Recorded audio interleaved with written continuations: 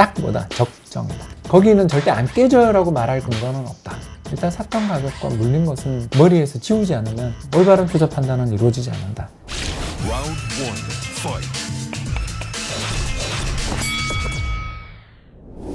안녕하세요. 박종원의 경제한방입니다. 28년차 이코노미스트 홍춘욱 박사님과 계속해서 얘기를 이어갈까 하는데요.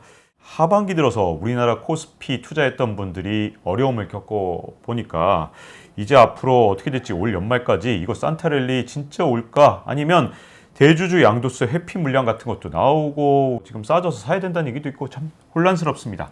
코스피만 딱 놓고 봤을 때 이제 투자자들 코스피 시장에서 어떻게 대응해야 되나요? 저는 저가 매수밖에 별로 지금은 대안이 없는 것 같아요. 네.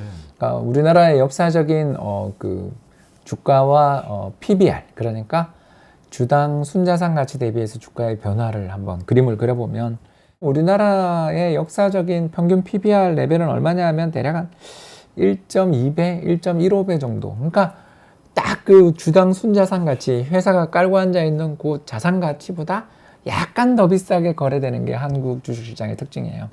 이런 일이 벌어지는 이유는 두 가지인데, 첫 번째는 세계에서 배당을 제일 안 주는 나라라서 악명 높은 한국의 주주 무시 경영이 가장 크고요. 두 번째가 뭐냐면 이 우리나라 경제의 미래를 점칠 수가 없는, 제가 이제 채찍 효과라는 걸 되게 좋아하는데, 채찍의 손잡이를 조금만 흔들어도 채찍의 끝이 격렬하게 움직이는 것처럼 선진국 소비자 시장의 사소한 경기 변동도 한국 수출을 크게 휘젓는, 그리고 우리나라 전체 기업 상장기업 이익의 70% 정도가 수출 기업에 의해서 달성되기 때문에, 또 남아있는 30% 내수기업 중에서도 그 중에 또 절반이 금융계열 기업들의 이익인데, 금융계열 기업들의 이익도 역시 수출 경기랑 연동됩니다.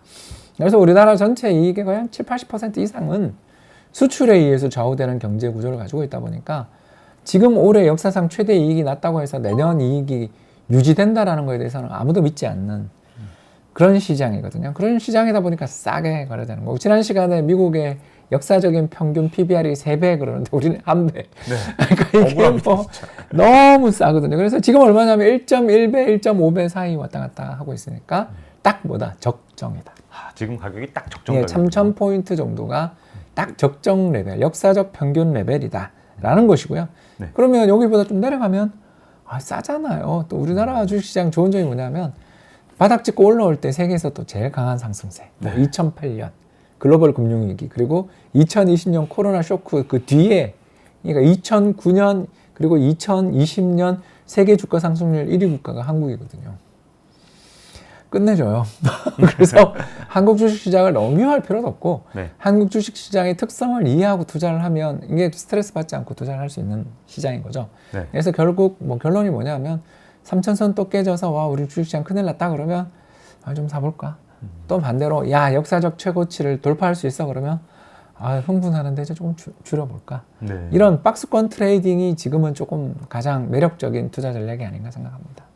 해외 투자자들이 우리나라를 어떻게 보는지 궁금해지는데요. 최근에 외신 기사를 보니까 레이 달리오가 3분기에 우리나라 이 코스피 지수가 많이 포함되어 있는 ETF에 투자한 걸 보면서 야 그래도 우리나라 좋게 보는 해외 투자자도 좀 있나 보다, 이런 희망도 좀 갖게 됐거든요. 근데 과연 글로벌 증시에서 현재 우리나라 한국 증시는 어떤 위치에 있다고 보시나요? 탄광의 카나리아. 탄광 속의 카나리아. 그러니까 카나리아를 들고 가서 여기에 이제 과연 산소, 이산화탄소 얼마나 많나, 일산화탄소 이런 걸 확인하는 거죠. 그리고 제일 먼저 노래를 멈추겠죠. 그래서 한국 주식시장이 세계 경기의 선행 변수라고 많이 이야기합니다. 그래서 한국 수출, 한국 주가가 세계 경기에 대한 가장 중요한 선행 변수라고 보고 있고요. 그래서 실제로 우리나라 주식시장이 지난 9월, 10월부터 이렇게 큰 조정을 받았는데, 그리고 전 세계적으로 보더라도 경기에 대한 어떤 좀 낙관 이런 걸 보여주는 지표들이 여러 PMI라든가 이런 체감 경기 지표들이 있는데 요즘 탄력이 조금 둔화되고 있잖아요. 약해지고 있잖아요. 이런 걸 보면 우리나라 주식시장에 대해서 외국인들이 굉장히 관심이 많은 이유는 한국이 매력적이기도 하지만 사실 한국 경기가 너무 격렬한 변동을 해서 한국 주가가 좀 빠졌다 그러면 경기에 무슨 일이 있는 게 아닌가 한번 점검해보자는 용도로 한국을 상당히 많이 사고요. 두 번째가 이제 달러 약세에 대한 해지 용도라고 저희가 부르는데, 이게 뭐냐면 미국의 달러 돈의 가치가 떨어지는, 그러니까 미국이 돈을 너무너무 많이 풀어서 또는 미국에 대한 신뢰가 좀 약해지거나 아니면 세 번째 미국 말고 다른 투자에 대안이 생기거나 아무튼 이런 여러 가지 요인으로 달러의 값이 싸지고 달러를 갖고 싶지 않을 때 가장 매력적인 시장이 한국 주식이거든요. 즉 우리나라 주식과 가장 반대로 움직이는 자산이 미국 달러 가치예요. 네. 그래서 미국 달러 가치가 폭락할 때 한국 주식이 너무너무 매력 있고 반대로 미국의 달러 가치가 슬슬슬 올라오기 시작하면 또 한국 주식이 힘을 못 쓰는 이런 특성을 역사적으로 갖고 있다 보니까 한국 주가가 좀 빠진다라는 건 또 다르게 이야기하면 달러 좋아하는 사람들이 많이 늘어나고 있다고도. 그러니까 경기가 좀 나쁘거나 달러 강세이거나 뭐 때문인지 조사해봐 라고 아마 전 세계에 있는 연기금 본부장님들이 전부 리서치 조직에게 한국 주가 저렇게 빠졌는데 원인이 뭐야 라고 아마 분명히 지금 다 리포트 작업하고 계실 거다. 이렇게 말씀드릴 수 있겠습니다.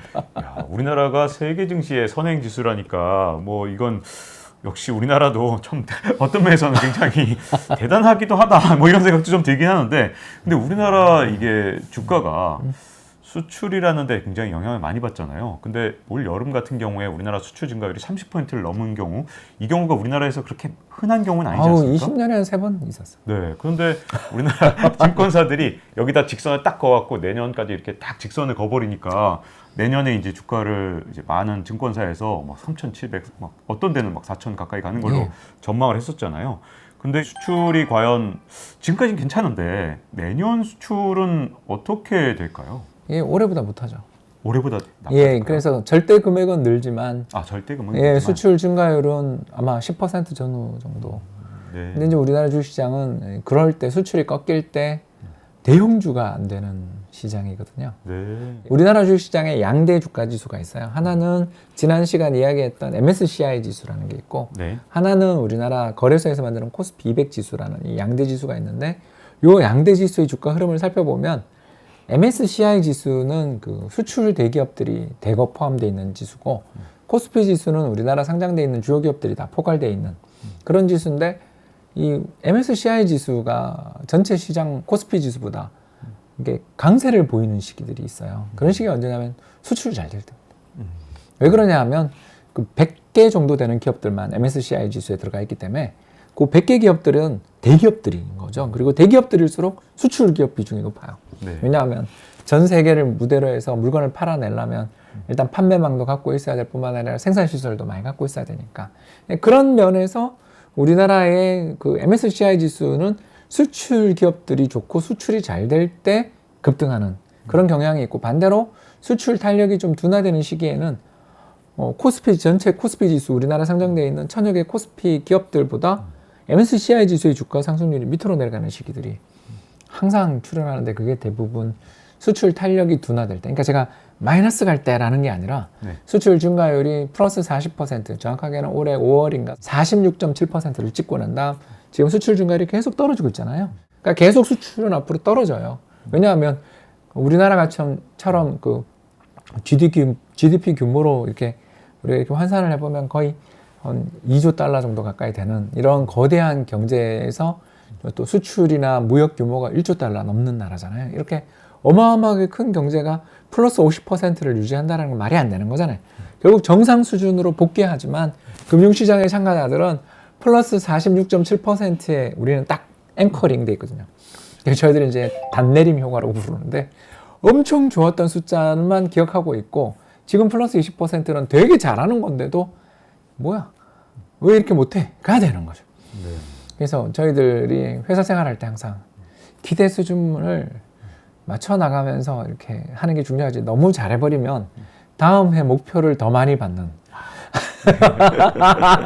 너무 오래 잘해버리면 다음 목표가 그 다음에 목표는 거기서 플러스 20% 30%를 항상 얹어주는 그 기획부서를 보며 내가 왜 그랬을까 이러잖아요. 네. 그런 것처럼 지금 우리나라 주식시장 참가자들은 올해 상반기 플러스 46.7%의 단내림 돼 있기 때문에 지금 나오고 있는 20% 그리고 내년 상반기 정도면 이제 플러스 10% 정도 될 텐데 왜 이렇게 부진하냐고 이야기할 가능성이 있어서 대형주가 좀 재미가 없는 시장인 거죠. 네. 그리고 전체 시장은 괜찮은 거죠. 왜냐하면 사실 뭐 시장의 절대 외형 규모 이런 건 결국 수출 규모에 따라가는 건데 수출 규모가 꾸준히 우상향하는 시장이라면 그동안 좋아했던 시장에서 강한 상승세를 주도했던 주도주들이 조금 수출 관련 주도주가 힘든 거지, 다른 시장에서 다른 기업들 또 재료를 가지고 있는 기업들의 순환매는 나올 수 있는 시장. 그래서 지수는 영 재미가 없지만 종목 면에서는 상당히 변동성이 있는 그런 시장이 펼쳐지지 않을까라고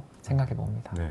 그리고 홍춘욱 박사님 지난번에 나오셨을 때 지금 미국 국채 사고 있습니다라고 하셨을 때 그때가 보니까 최저점이었더라고요. 국채 가격이 와 엄청났습니다. 그리고 또 이제 다른 방송에서 제가 봤는데 1,200원 환율일 때 그때 또 달러 팔고 우리나라 주식 샀다 이렇게 예. 말씀하셨을 때도 환율이 거의 최고점일 때 달러를 그날이 고점이더라고요. 샀어요. 네, 그래서 예, 그날 야. 방송을 한 겁니다. 이건 운이에요. 그러면 이제 궁금해집니다. 코스피는 어느 정도 지점에서 좀 보통 사시고 예를 들어서 어느 정도 시점에서는 약간 좀 정리를 하시는지 약간 이 어느 정도 코스피 보고 안 하고요. 네. 환율 보고. 환율 보고 예, 아까 이야기한 대로 네. 코스피랑 환율이 반대로 가니까. 네네. 그래서 우리나라 환율이 달러에 대한 원화 환율이 막 1,200원 넘어서서 환율 급등한다. 네. 또 우리 9시 뉴스에 외환 시장에서 뭐 패닉이 네. 환율이 급등했습니다. 이러면 네. 감사합니다. 그러고 이제 달러를 팔고 주식을 사러 가는 거죠. 그리고 네. 주식을 사러 갈 때는 이제 골고루 사는데 최근에 제가 좋아하는 주식이 그러니까 우리나라를 대표하는 뭐 삼성전자 같은 우량주도 좀 사지만 네. 은행주 금리 올라가니까 네. 네. 금리 올라갈 때 또 배당주 쏠쏠하죠. 네. 이게 저희 배당 좀 풀어주세요, 감독 당국님. 저희 같은 은행주 주주들은 네. 이 배당 보는 막으로 살고 네. 있는데 연말에 특히 배당 투자하는 낙으로 사는데 이게 이제 배당에 대한 규제가 네. 좀 꽤 있거든요. 네. 그래서 좀 부탁드리겠습니다. 그래서 환율 보고 매매를 많이 하고 최근에는 달러 자산이 워낙 최근에 매력이 있어서 저는 우리나라 환율이 뭐 올해 봄에 1,080원 네. 이때까지 내려가고 그랬을 때는 이제 달러 비중을 다시 올려놓고 그래서 특히 아까 말씀하신 것처럼 미국 국채를 좀 많이 사놨거든요. 근데 이제 최근에 달러 환율도 좋고 또 미국에 투자해 놓은 자산들의 평가익도 나고 그러니까 자연스럽게 한국에 투자된 자산들의 가치가 떨어졌잖아요. 네. 그래서 달러를 조금씩 팔아서 환율 급등할 때 한국 주식을 사는데 그게 또 보니까 다 2,900 근처일 때가 그렇더라고요. 네. 역시 우리나라는 시소처럼 글로벌 금융시장에서 달러랑 주식은 반대로 간다. 네. 이걸 잘 매매 활용하시면 좋은 투자의 기회를 또 잡지 않을까 생각됩니다. 네. 자, 그리고 이 저희 경제한방에 나오셨던 많은 이 전문가 분들이 이런 말씀을 좀 하신 경우가 많았어요. 우리나라 증시가 내년 2022년에 막 세게 오르진 못한다 하더라도 하방이 예전과 달리 굉장히 단단해졌다 이런 표현을 쓰시던데 우리나라 하방이 좀 단단하다고 보십니까? 거기에 동의하십니까? 아니 동의 안 하는데. 동의 안 하십니까? 네. 어떻게 보십니까? 아니, 20년에 하방 단단하지 않나요 지금? 우리나라 저가 매수 세력이 단단하다 이거는 동의하는데 네. 그거랑 하방이 단단하다는 건 좀 다른 이야기라서. 네. 그럼 어떻게 보시는지요? 예, 그러니까 저는 그냥 지수가 꼭 거길 간다라는 게 아니라 한 2,600, 2,700 정도면 되게 매력이 있을 것 같은데 네. 지금 레벨이 굉장히 매력 있냐라고 물으시면 그렇게는 느껴지지 않는. 네. 아까 이야기한 것처럼 PBR 기준으로 해서 우리나라 역사상 1.15배거든요. 그 1.15배가 한 밑으로 한 20% 15% 가야 네. 매력 있는 거 아닌가요? 네. 제가 너무 아이고, 싸게 사고 싶어 하죠. 지금 주가가 상당하다 보니까 그러면 지금 차이가 많이 나는데요. 네. 예, 그래서 지금 3,000포인트라고 어. 생각하면 여기서 10에서 15% 조정이면 2,700에서 2,600포인트 되잖아요. 그 정도 가면 저는 정말 열심히 살 것 같은데 그래서 2,900 밑에서는 아까도 말씀드린 것처럼 2,900 오면 조금씩 사기 시작하는데 열정적으로 사지는 않거든요. 그냥 싸네 하고 네. 사는 정도지 네. 야 이건 빨리 달러 다 팔고 일로 와야 되는 아닌 것 같아요. 와, 그러면 지금 현재 주식시장이 그렇게 조정이 오면 최근에 이제 올해 들어오신 분들 입장에서는 막 패닉이 올 수준의 근데 지수네요. 우리나라 지난 20년간 주식시장의 연고점 대비 하락률을 평균 내면 21% 정도 나오거든요. 네. 우리나라 주식시장은 1년에 고점 대비 20% 빠지는 건 일상사입니다, 여러분. 어. 그걸 저희는 기다리고 있는 거죠. 네. 네, 나빠요. 인정합니다. 근데 주식시장이 계속 올라가기를 바라는 마음도 크지만 네. 아까 잠깐 말씀드린 것처럼 우리나라 수출 증가율의 탄력도 좀 꺾였고 또 더 나가서 OECD 경기 선행 지수를 비롯한 한국 수출의 선행 지표들도 3달 연속 하락하고 있고 여기다가 달러도 강세이기 때문에 우리나라 주식시장은 조금 그 위방향보다는 조정의 리스크가 있는 시장인데 그 조정의 리스크에서 제가 잣대를 잠깐 드리자면 환율 1200원 넘어서고 네. 종합주가 지수가 2900을 위협하거나 또 그 밑으로 레벨별로 내려가면 제가 사겠다는 뜻인데 네. 거기는 절대 안 깨져요라고 말할 근거는 없다. 네. 제가 약간 까칠하게 느껴지더라도 네. 단단하다라는 말씀하시는 분들한테는 동의 못합니다. 네. 그리고 이제 최근에 이제 내년 전망을 내놓은 증권사들 중에서 2022년에는 상고하저, 즉 상반기에는 주가가 어느 정도 좀 반등을 하더라도 하반기에 좀 안 좋을 것이라고 봤던 증권사가 몇 개가 있더라고요. 이 견해는 또 어떻게 보시는지 궁금해지는데요. 주식시장의 문제가 뭐냐면 보상이 비대칭적이에요. 이게 무슨 말이냐면 시장 빠진다 그랬다가 오르면 그 사람은 해고돼요. 그런데 네. 오른다 그랬다 빠지면 그 사람의 직장은 유지되거든요. 그러면 직장을 오래 다니려면 무조건 오른다고 하면 되네요? 그러니까 그 편향이 커요. 네. 그래서 전 세계 20개 정도 나라의 애널리스트, 각 증권사 애널리스트들의 이익 전망을 국가별로 다 분석을 해본 보고서들이 있는데 제 박사 논문이 그쪽이라. 네. 그래서 그걸 다 분석해본 보고서를 보면 한국의 애널리스트가 가장 낙관적이에요. 그러니까 낙관적으로 경제를 전망하고 실적을 전망한 다음에 이익이 나오면 계속 하향 조정하죠. 왜냐하면 팩트로 너의 전망은 틀렸어가 나오니까 네. 하향 조정하고 다시 내년 전망을 상향해요. 그래서 올해는 부진했지만 내년이 좋아져요라고 계속 보고서를 그렇게 써요. 그 어쩔 수가 없는 거죠. 왜 그러냐 하면 아까도 잠깐 이야기한 것처럼 이익을 낙관적으로 전망했다가 비관적으로 나오면 죄송합니다 그러면 끝나요. 네. 근데 이거 굉장히 안 좋아요 그랬는데 갑자기 서프라이즈하게 이 회사가 좋아지면 투자자들이 참지 않아요. 왜 그러냐면 같이 주가가 빠지는 거는 참는데요. 나만 저 주식을 못 산 건 참을 수 없어요. 네. 이게 그 주식시장을 지배하는 마인드셋입니다. 그렇기 때문에 애널리스트들의 보고서를 읽을 때 저는 항상 뭘 이야기하냐면 내년 이익이 얼마 돼요? 이거 볼 필요 없어요. 뭘 봐야 되냐면 산업 전망. 내년 산업 경기가 어떻다라는 걸 내년에 우리나라 조선 산업에 내년 반도체 산업에 내년에 의류 산업에 수출 금액은 얼마로 보니 이게 중요하지. 수출 금액은 얼마로 보니? 예, 그리고 네. 내년에 수주는 얼마 늘 거라고 보니 네. 선가는 어떻게 될 거라고 보니가 중요한 거지. 이익을 얼마로 보니는 그렇게 중요하지 않아요. 네. 그건 특히 목표 주가 아무 의미 없고요. 그래서 그 보고서를 볼 때 항상 우리가 주목해서 봐야 되는 것은 산업 경기가 흐림, 맑음, 또는 아니면 아주 쾌청 이런 거 나오잖아요. 네. 네, 그런 것들. 그리고 두 번째는 그 다음 산업에서 어떤 기업의 이익 전망이 좋은 기업이 있다, 나쁜 기업이 있다. 이게 중요하지.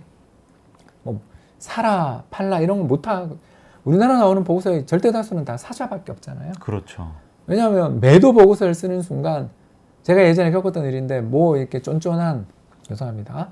마음이 이렇게 소박한 회사가 자기 회사에 대해서 안 좋은 보고서를 쓴 애널리스트를 영구 출입 금지령을 내린 회사도 있었어요. 와, 약간 갑질 같은데요, 그건 좀. 네. 모르겠습니다. 네. 그래서 마음이 소박한 여유가 없는 네. 그런 회사들에서 이런 일이 있었어요. 실제로 있었습니다. 제가 겪었던 일이고요. 네. 이런 일들을 직접 눈앞에서 겪게 되면 애널리스트 입장에서 아무리 이 회사가 마음에 안 들어도 다시 안 볼 거 아니면 매도 보고서는 낼 수가 없고. 매도 또는 중립도 내기 어렵죠.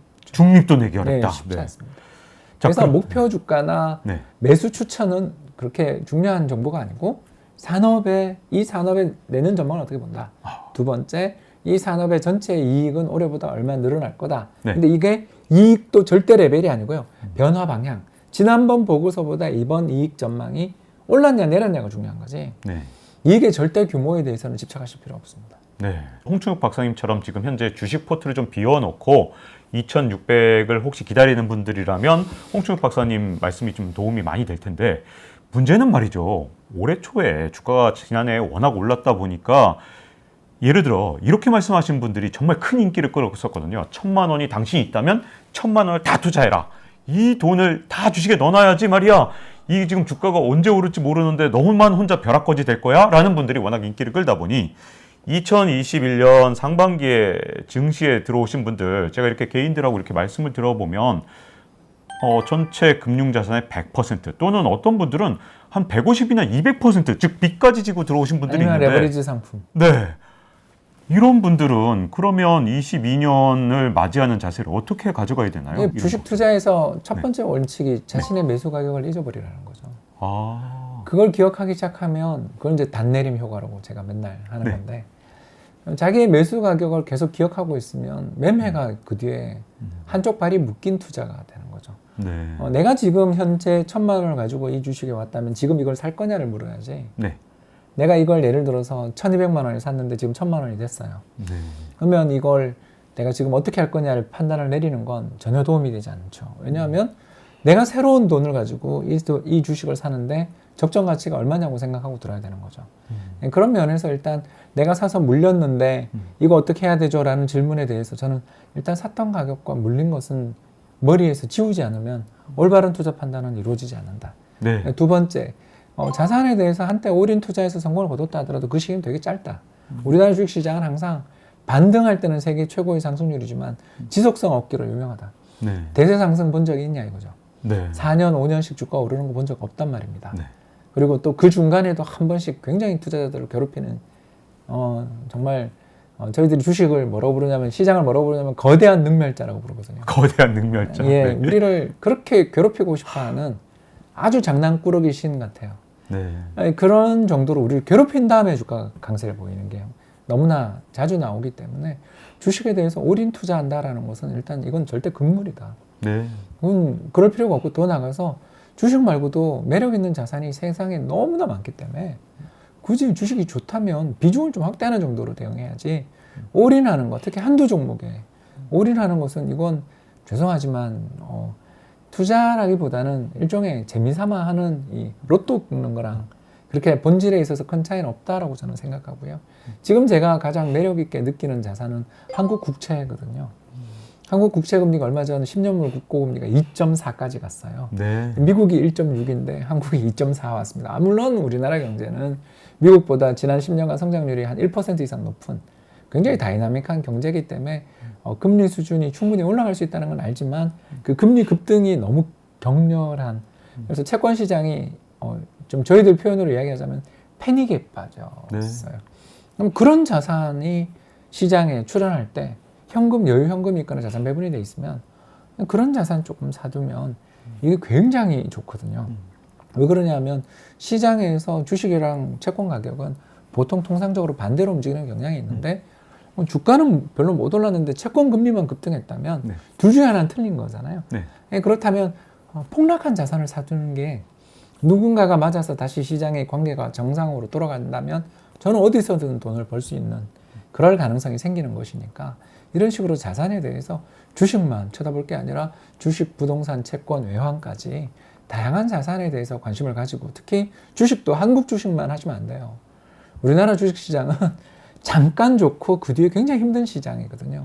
그런데 비해서 미국 주식시장 같은 경우는 반대로 잃어버린 10년을 기록하는 2000년대 같은 그런 암울한 시장도 겪습니다만, 또 2010년대처럼 한번 오르면 10년씩 오르는 그런 강세장이 이어지기도 하는 그런 특성을, 그러니까 한 번 추세가 결정되는 굉장히 장기간 추세가 이어지는 특성을 지닌 게 미국 시장이니까 미국 주식에 대해서도 관심을 가지고, 또 우리나라 부동산만 올랐다고 너무 걱정하지 마시고, 미국의 리츠펀드들은 부동산 관련된 리츠펀드들이 있어요. 우리나라 리츠펀드는 대부분 리테일 관련된 쇼핑몰 리츠가 대부분이라서 투자를 선뜻 권하기 어려울 때가 좀 있는데, 미국은 부동산 임대 사업하는 펀드들도 굉장히 많기 때문에 자산 배분만 잘 하시면 어디서 좀 이렇게 문제가 터지더라도 안정적으로, 그리고 그러다가 아까 이야기했던 여러 공부를 통해 야, 이번에는 이 종목 그리고 이 산업이 정말 매력적이다 생각될 때 자기가 다른 데서 본 수익들 또는 현금성 자산들을 좀 비중을 옮겨서 그럴 때 한번 베팅,